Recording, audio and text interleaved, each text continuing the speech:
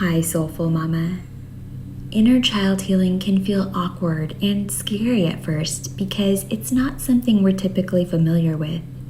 If you are ready to truly love yourself and begin healing your inner child, you are going to love this episode of the Soul Care Mom podcast, where I chat with Amanda Hill Ryall. She takes us through her inner child healing journey, how it's impacted her as a mom, and she shares some powerful practices to help you practice self-love through inner child work. Let's dive in, Mama. Hi there, Soulful Mama. Welcome to the Soul Care Mom podcast. I'm Catherine Wilde of soulcaremom.com. I'm a mom of 3 amazing kids, a soul care mom coach, and a yoga and meditation teacher. I've helped hundreds of women, and I'm here to help you feel calm and find your unshakable confidence as a mom. If you're ready to stop living in survival mode and you're ready to drop the mom guilt and overwhelm, this podcast is for you. Think of this as a lunch date with a girlfriend. Grab a cup of tea and get cozy. It's time to get honest and vulnerable and shift the traditional mindset around motherhood. Be sure to subscribe to be the first to know when new episodes are released. Get ready to grow and feel empowered as a mom. I'm here for you, Mama. Let's get started.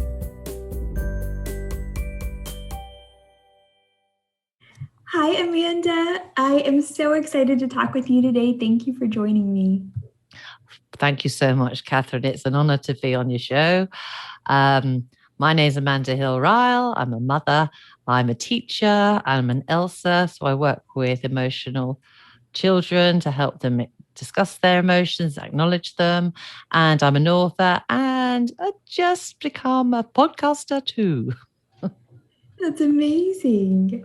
So could you share a little bit? So you have your books, and I want to jump into, I'd really love to talk about inner child healing and the journey that you went through. I was a very serious child, and what I realize now looking back is that something happened when I was about 3 or 4. I didn't like how I was viewed, and so I decided I was going to be a very good girl and please everybody and not get told off anymore. And what I realized, I turned into a people pleaser, searching for validation. And in that, I just lost who I was, what my purpose was. And I realized that we all have an inner child, a wounded inner child. Every single one. We are actually adults. Well, we're wounded inner children masquerading as adults. And we're thinking that we've all got it together and we're in control. And I was a right control freak. I liked it my way. I like to take control because I've got my worth that way, being useful for others, helping others. And I never put myself first because that's not what my parents brought me up for. I was brought up in a Catholic Irish family, and it was the thing, you go and help others. My father was a doctor. My mother was totally giving. And I do have a giving heart. But what I've realized is if we don't look after ourselves, and that's our bodies, our minds, our emotions, our welfare, we're no good to anybody anyway. So I'm now spending time. I have a morning routine, an evening routine that I spend time with me, meditating and facing my demon of my mind and my thoughts, which tend to be a little bit negative. Okay, a lot negative. But that's fine. And I've realized, and I'm just forgiving and, mistakes. As a teacher, I tell the children, because I don't like to use rubbers, and I say, you just cross out a mistake, and I do that on the board on purpose so that they can see that I have no fear of it. But some of them think, if you don't get it perfectly on the paper, I think the whole world's going to crash around them. And what I want everybody to realize, mistakes actually help you learn.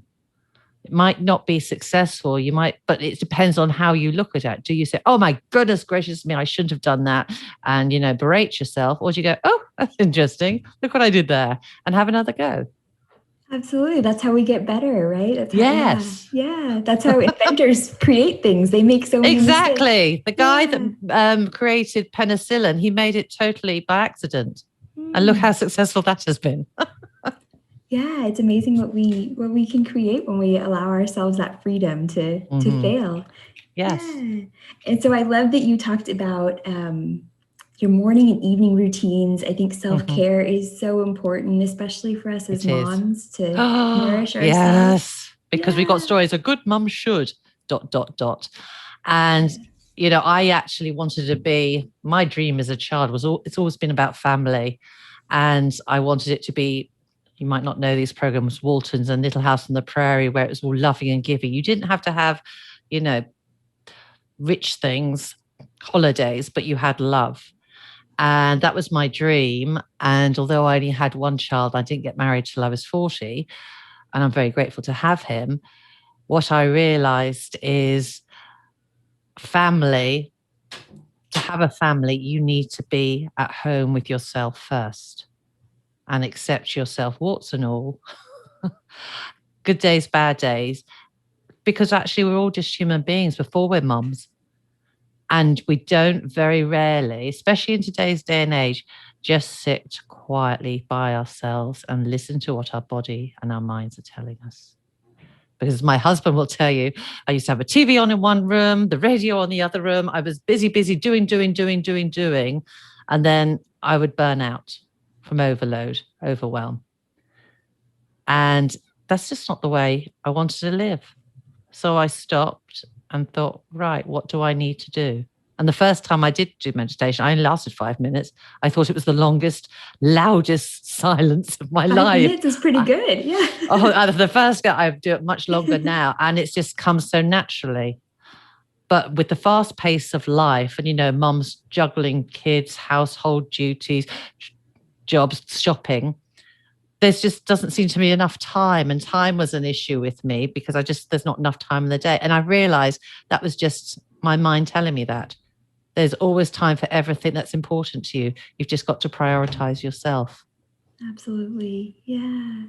So meditation is part of your self-care. What other things do you enjoy doing for yourself? So I do like a bubble bath, but I'm not talking about that. So I actually have a vomit journal, which I call a VJ, which is, you know, when something bad's happened at work and you're just feeling like, oh, rather than go up to somebody and go, blah, blah, blah, blah, blah, blah, blah, and complain, I write it all out in the journal.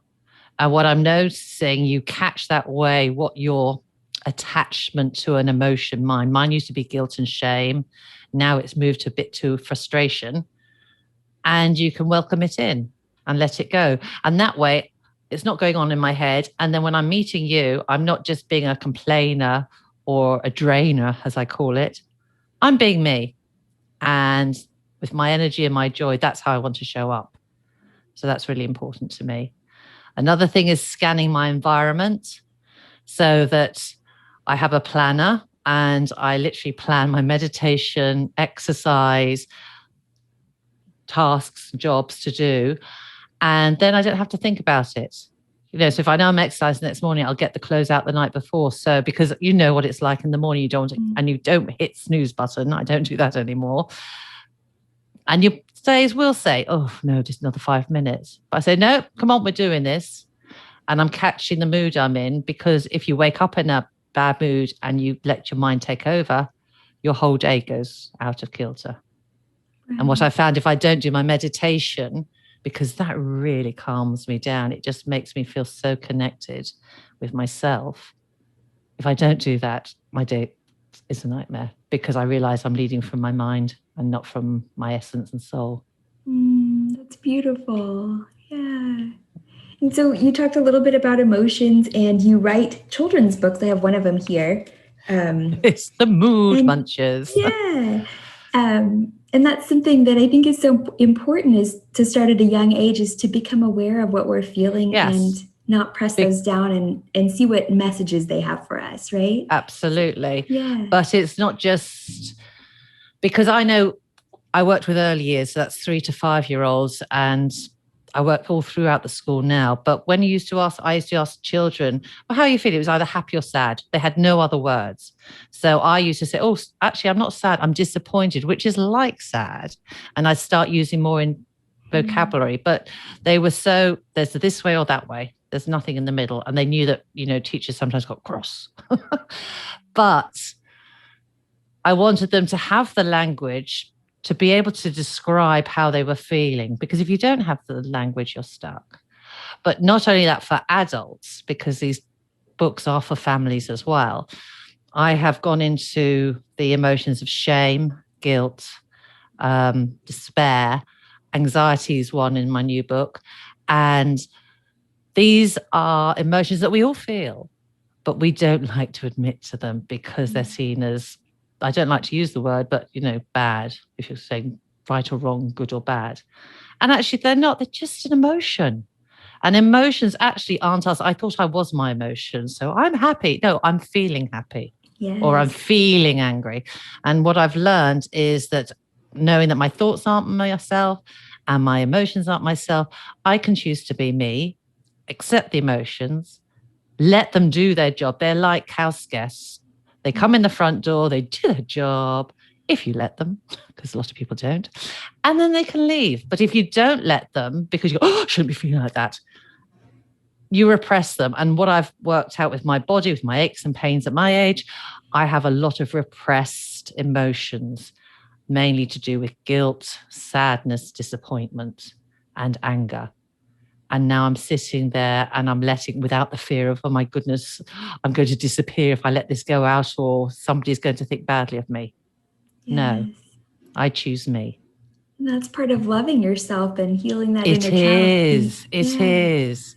So, because I see myself as a child. I literally did this weekend and I bawled my eyes out because I was a bit annoyed that I hadn't looked after myself as a child. And I thought, well, no, I'm a child. That's the job of the, parents, etc. But then I'm not blaming my parents because they did a great job. But now how I look at it is I'm taking myself as the adult and embracing my younger self, forgiving myself for not being there or aware of it or aware of myself, and we're embracing it and going on together. And in that space, I'm just feeling so free. I love how you describe that. So it's as children, our parents did the best that they could. Yes. Whether or not that they were, because they had their inner wounded child, you see. Exactly. It goes down generations, and I am stopping the generational inherited narrative. I don't want my son to be living his life through my dreams or my upsets, and he's inherited them.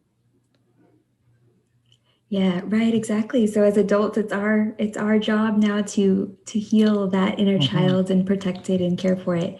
And in your book, I Choose Me, you share, I love how you share a practice at the end of each chapter. Yes. I think that's really helpful. But so could you walk us through I just want to say mirror work is one that I think is really empowering. Oh, I love that. Yes, yeah. I did that with a group of ladies the other day. So if you're honest, we might look in the mirror, but do you look in the mirror? Because I believe our eyes are the window to the soul. And I know that because I have stood opposite a total stranger during a course and stared at them in their eyes for 10 minutes without speaking. And that's hard. But what I got was connection. We are all the same. We are human beings and we are made for connections, and yet our minds and judgments stop us. So the mirror work is simple, and you can do it on your own with a little mirror or a big mirror, and just look at yourself in the mirror for a little while. Notice the color of your eyes, the shape of your eyes, and then catch what your mind is telling you. It might be, oh, look at the state of me. Oh, look at that bag. Oh, look at those wrinkles, whatever it might be. And catch yourself saying, because you do it so unconsciously that you don't even know how you're speaking to yourself. And that is how you are. And say it out loud. And then what I say to people, And this is the shock. I said, now think of a favorite child you have that's about 3 or 4 or 5 years old. Might be a niece, nephew, or anybody you know. Now say that out loud to them. And they'll go, oh, I wouldn't say that. No, that would don't. I said, but do you not hear? You say that to yourself. And that you've been saying to yourself since childhood, because you made up a story at some point along that you didn't get on, or you didn't belong, or you weren't good enough, or you weren't worthy, or you're unlovable, whatever your story is. And you made it mean who you were, and you've lived like that. It's now time to forgive yourself, go back, open up that Pandora box of locked up emotion and hurt, and heal it. Yes. Oh, that's beautiful. And I love how, because that was something I was going to ask you about too, was how to become aware of that narrative in your head. And that's a beautiful way to do that. It is. Yeah. Because you don't, I mean, I call myself the other day, I wear a lanyard for work, and I was in the car driving and I realized, oh God, I've forgotten my lanyard. And immediately I felt real anger. And the first thing went, you silly idiot. And I just thought, oh my goodness. And I thought, I'm angry. Right. Welcome, anger. You're here. And I'm not calling my faith. I made a mistake. I forgot. And when I let that go, this is the first time it's ever happened to me, because I'm still growing and developing, I suddenly felt the compassion and the forgiveness inside me. And I carried on because I had another 15 minutes in the car, beautifully, singing, all the rest of it. Now, before, I would have not been aware of myself in the car because I'd have been so stuck in my head going, why can't you do anything right? Goodness, all you had to do is remember it. And the story goes on. So it's just think about the words you use. And it might be, because what I've also learned is when you can become frustrated with others or you have an opinion of other people, usually what comes out of your mouth is not directed at them at all. You're directing it to yourself. But it sounds better if you're blaming the other person. So I'm learning to take responsibility for my language. We don't use the word blame and fault anymore. We use the word responsibility.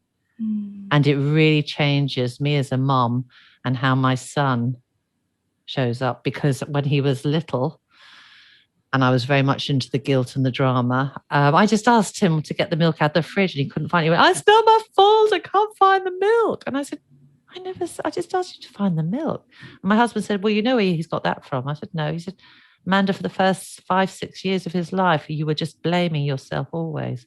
And I hadn't even heard myself do it. But it was when it came out of the mouth of my son, I went, no, that can't go on. I have to do something. It's not him, it's me. We always think it's the other person. No, it starts with us and our opinion of ourselves, our value and our worth of ourselves. Absolutely. I think our relationships are like mirrors. They're reflecting back to us a lot of things. I think that's beautiful. Are there any other inner child healing or any other work or practices that you can share with us? Well, every day is a practice. So one thing I notice, and this is with emotion, so it's linked, this is how closely it's linked with adults and children. So as soon as you open your eyes in the morning, before you even have a thought, you will feel something. Acknowledge what it is. If it's a not so pleasant thing because you're tired or whatever, say, yes, I'm tired. I see you. You're here. We're fine. It's all fine. There's no good or bad. And that helps you find your balance. Because what I realize is a lot of us, because we're so attached to our minds, we're in hyperarousal. So the doing until we're empty, or we're in the hypo-arousal, which is when you've just given up, you're flat and you're empty. We want to be in the middle, the balance, the calm. And it doesn't have to be a woohoo, because we're all addicted to the thrill. So you want to find out what is your attachment. And it could have come from childhood, but I was very attached to the drama, the thrill, the excitement. And then when it happened, I got overworked, and then it went to the other level. So it was, the swings and the roundabouts. You want to find the balance. And actually just realizing and saying to myself, Yes, I'm a mom. Yes, I'm a teacher. Yes, you could put 10 different roles on me. But basically, I am a soul, an essence that was born into this body. And this body is perfect for my journey, because my journey is very different from your journey. My voice is perfect for my journey. And accept it. Forget what they're saying on the media. You should look like this, or what you see in the magazines. That's just to sell you stuff. Because if they were true and honest, and what I've realized, we are born with everything we need to be happy, content, and peaceful inside us. But that won't go for media, because then they couldn't sell anything, and the big companies. So just be compassionate. It's taken me a long time to be compassionate to myself. And what I mean by that is loving, forgiving, and accepting. Yeah. Yeah, that's easier said than done a lot of days. Oh, it is, especially because I'm quite old. And even there, can you see I'm making a joke of it? But I'm glad I'm this old. It's taken me a while to get there, but I'm not going to compare myself with other people. That's another thing we do. And as parents, we're saying, oh, why couldn't you? Blah, blah's on this site book. Why aren't you at that level? And it's all about results. It's not about the result. It's about the doing, the journey that's important.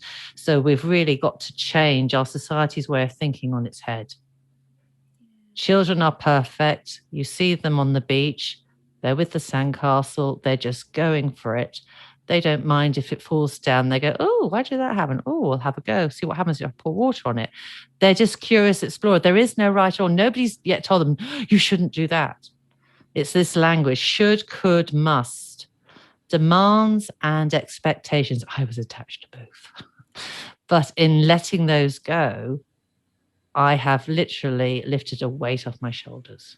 No, it's definitely so much more freeing when you can trust the journey. And you talked about control before. It's kind of a false sense of control, though, because we think we have control over things outside of us, but really it's just ourselves that we have. It's like you can't control the weather. You can't control how things grow.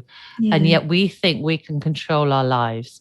And what I realize, and I can accept, I controlled things from a lack of self-worth, because I look good to others if I was organizing the holiday or sorting out the shopping or deciding where we're going to eat as a group of friends.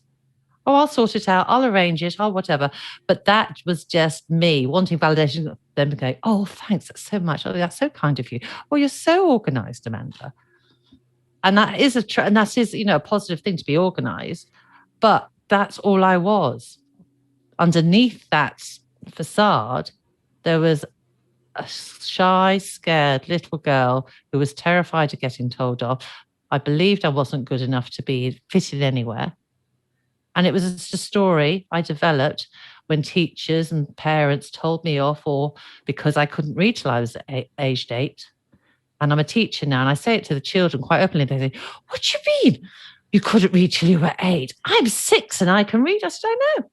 And great. But I couldn't. It was done in a different way then. But look at me now. It's rather like you can say to parents, and I say this to children because I think visual stories are very important. When you were a toddler and you were just starting and you were, falling over, and then you got up again and you fell over again. You got up again and fell over again. Do you think your mom said, oh, look, you've fallen over 3 times. You're not a walker. You better stop. Of course they didn't. They said, no, because they have to. I said, yes. When you're starting, handwriting new or a new math thing or a new project, and you make a mistake. So why are you being so hard on yourself? Practice, practice, practice. Yes. Learn from, things that go wrong. Have a laugh about them. Be kind to yourself. Be compassionate. Say, okay, that way didn't work out. Let's try something else. Yeah. That's that growth mindset versus having the fixed mindset. Without the fixed, yes. And it depends on how our parents bring us up, because I know in my generation, it was very result driven. You must go to university. You must get to O levels. And I wasn't even up to that level at that stage. And my mum says, O levels are ordinary, Amanda, and you're not even ordinary. You're below ordinary. And she didn't mean it. She was trying to inspire me, Yes. but it didn't work. Right. And so it's literally the words we use have such an effect, not just to children, but to friends, family. And you know yourself, your closest relationships in family are the people that you give out the most to. But really, all you're doing, that what you're giving out to is just your upset with yourself, the part of your child that's not been healed. And that's who you need to sit with. And I'm going to be honest with you, it's not easy. It's not, oh, I'll sit with myself and I'll cure myself. No, it's literally, oh, this doesn't feel good. And rather than go, oh, I'll go do something else, just stay sitting, just stay breathing. Use your breath to connect to your body, because what I've worked out is your body speaks louder than any words you use. Yeah, and sitting with our emotions and our thoughts and everything is pretty uncomfortable at first, mostly because we've been avoiding it for so long. Totally. And we haven't been shown how to do it. Yeah. But so one beautiful thing that you talked about was when you do sit with your emotion, it has a chance to give its message to you, and it'll dissipate. It will leave. And so it's not forever. So sitting with that uncomfortableness, it's okay. It will dissipate. Yeah. Absolutely. It's just, you are the guest house and your emotions are just a little visitor. Yeah. And so if you've been on this beautiful journey of healing and doing inner child work, what would you, if you could go back in time, what would you tell yourself? What message would you give her? I would say, Amanda, you're beautiful and amazing, just as you are, just as you are. You do not need to change to become anything than who you were born to be. Yes, people will tell you, you need to do this, you need to do that. That is their expectation. What makes you smile? What makes you happy? What is your purpose in life? Because I think all souls came here with a purpose. We took on this body and we've got to find it. And I've realized now that it's connection. And I wanted that so much, but I was just too shy. But if I'd said that to myself, I would have started believing and trusting myself. And through that, love would have come, because it was already there, would have come overflowing from me. And nothing anybody would have said or done would have, hurt me, because I'd have been solid in who I am, standing up for who I think. And what I've realized is some people will love you no matter what you do. Some people will dislike you no matter what you do. And the other third they don't mind either way. I wish somebody told me that. Yeah. I love that. So what would you say is the biggest gift you've gotten from doing this inner child work? I've come home to me, because I'll be very honest, when I was depressed and I had postnatal depression after Alessandra, and I even said to my husband, just go take him and go find somebody worthy. But what I've realized is that I am a lovely person inside and outside. I realized that I have got this fountain of love inside me that I was just too terrified to tap into. I was scared of love. And I know I'm going to grow even more, but the security, the safety, I feel safe with me. It's as simple as that. And when somebody feels safe and there's no worry, there's no fear, you can be just what you are in the moment. Before, I was always, regret of the past, or what's going to happen next? And I've got to control it. No, it's just now. I'm safe here with me and I'm loving the body. It might not be, what people say it should look like, but it's my body, it's my journey, it's my life, it's my choice. Oh, those are beautiful words. And thank you for sharing all that.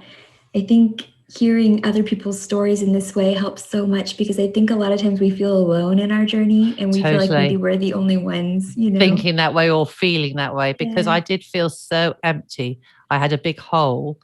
And in my day, so when my parents, wanted me to get married, they said, you've got to find the person to complete you, like the jigsaw piece, like you've got something wrong with you until you meet, then you're whole. No, I was always whole. I was just a bit damaged around the edges. And I had made such a thick barrier around my heart, my soul, so nobody could see me. And I was scared that if I let that barrier go, there'd be nothing inside, because I'd never ventured to come home to me. Yeah. But children are home with themselves to the age of 3. And then as soon as we put them into institutions and, society's way, they start losing that. Why are we doing that to ourselves? Yeah, and I think that wall that you're talking about building, it's this thing we do to try to protect ourselves. Yes. But you mentioned connection before, and that's when we start to heal that wall, and we can connect with our inner child, we're able to connect and love other people too. Yes. Yeah. And it's that unconditional love, rather than saying, I'll love you if you do this for me, as an exchange, which is the normal that people have. You do this for me, you scratch my back, I'll scratch your back. But actually, when you're full inside, it's just a beautiful feeling. You just think, you just want to give to other people with no expectation, no gift. And actually what I've worked out in that space, I'm being very abundant rather than being in scarcity. Yeah. And I've just got so much to give. But because I'm solid in myself, I'm not running on empty anymore. Yes. Oh, thank you so much for this conversation. I absolutely loved it. It's amazing. Yeah. And can you let us know where we can find you online? Absolutely. So I now have my own webpage. So it's www.amandahyryall.com. I'm on Instagram at Amanda Ryall Hill. I'm on Facebook.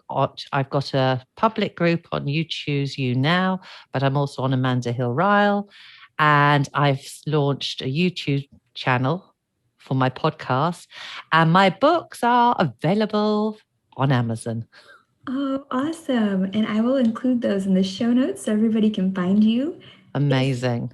Is there anything else you'd like to share with us? I just want everybody, all your listeners, to realize you are enough. Don't listen to your voice. And it's usually what you've been told as a child or a teenager again and again by different people. Thank you, but what you think of me is none of my business.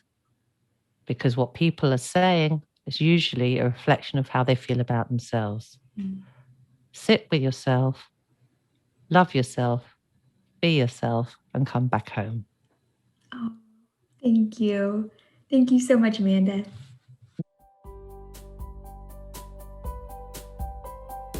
Thanks for joining me, Mama. I'm over here smiling from ear to ear and giving you a big virtual hug.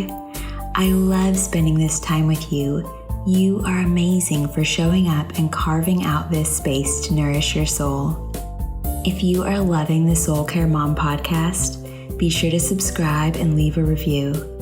And if you are ready to start your mornings feeling calm and energized, get the Kickstart Your Calm Morning Guide, a self-care morning ritual for moms, as a free gift when you join the Soul Care Mom community. Head over to soulcaremom.com/kickstart and enter your email address to get your free gift and start feeling like a calm mom today. Sending you so much love, Mama.